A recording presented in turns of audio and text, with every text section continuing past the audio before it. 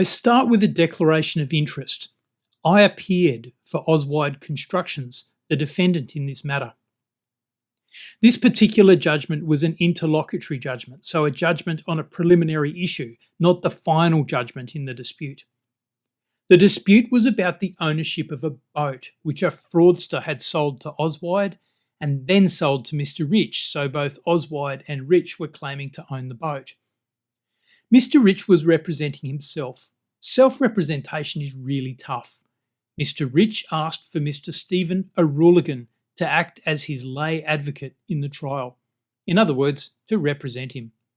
Mr. O'Rourligan was not admitted as a solicitor but had completed his Bachelor of Laws and practical legal training and had applied for admission as a practitioner. His application had been adjourned. Judge Barlow QC noted, "The defendant in this case opposes Mr. O'Rourligan being given leave to appear partly because it is submitted he is not an appropriate person or a proper person and is not of proper character to be allowed to do so. He was in 2013 disciplined by QCAT and the Pharmacy Board of Australia for, at a time when he was a pharmacist, taking drugs from the pharmacy and supplying them to other persons, for which he was also convicted in the criminal courts of 2 counts of supplying a dangerous drug, 2 counts of possessing a dangerous drug, and 1 count of possessing codeine, to which he pleaded guilty.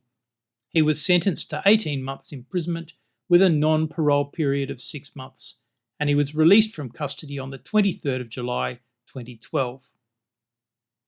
The judge didn't express any conclusions about Mr. O'Rourligan's suitability. This would be a function of the Supreme Court.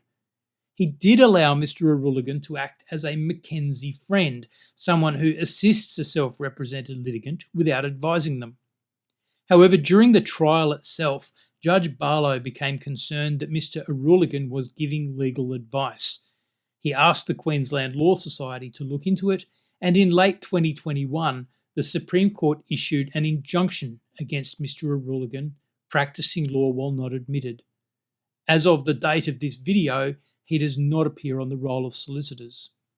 This case is likely to be as close as we will come to an example where a lawyer's misconduct in a completely different profession was relevant to their admission as a legal practitioner.